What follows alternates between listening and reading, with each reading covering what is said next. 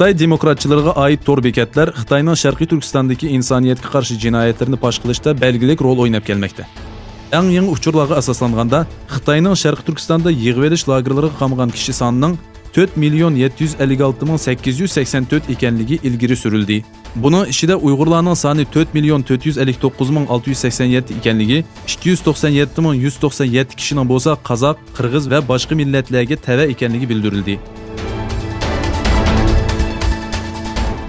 Qizini ko'rish uchun Turkiyaga kelgan ota-onaga 20 yillik qamoq jazosi berilgan.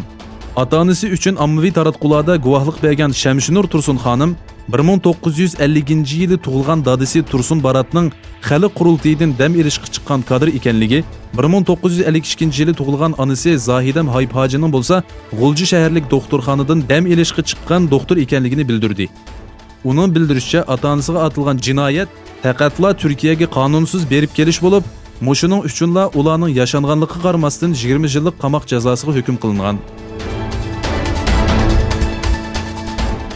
Uyg'ur, Tibet, bir qism Xitoy o'qituvchilar va ko'p sonda yaponliklarning qatnashgan Xitoyga qarshi namoyishda Sharqiy Turkiston va Tibet bayroqlarini ko'targan namoyishchilar 20 davlat rahbarlaridan Xi Jinpingga besim tushirishni talab qildi.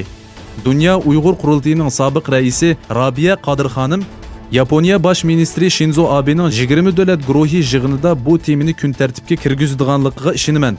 Chunki men 2018-yili sentabrda ochiq maktub yozib, yig'ib olish lagerlarining taqilishi uchun Yaponiyaning besim tushirishini talab qilgandim dedi. Qozog'istonda bir qurilish o'rnida tortilgan rasm xalqni qo'zg'atdi. Bir arab ishchi ommaviy taratqu hisobida bir rasm ham bahirlagandan keyin qozoqlar arablarga hujum qildi. Kimligi noma'lum bu misrlik ish yeridan qochgan bo'lsa-mu, bu qozoqlarning g'azabini qaytarolmadi. Ish o'rniga besib kelgan qozoqlar orasida nurg'un arablar bor bo'lgan bir guruh kishiga hujum qildi. Misrlik ishchi keyin ommaviy taratquda kechirim so'rab bir video tarqatdi.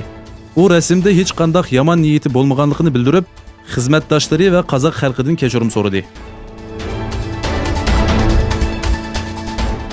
Yaponiyaning Osaka shahridagi dunyoning oldingi qatorliq iqtisodiy gavdalarining qatnashishi bilan o'tkazilgan 20 davlat guruhi boshliqlar yig'inining oxirlashishi bilan yig'inda chiqarilgan qarorlar haqida bir xulosa doklati e'lon qilindi.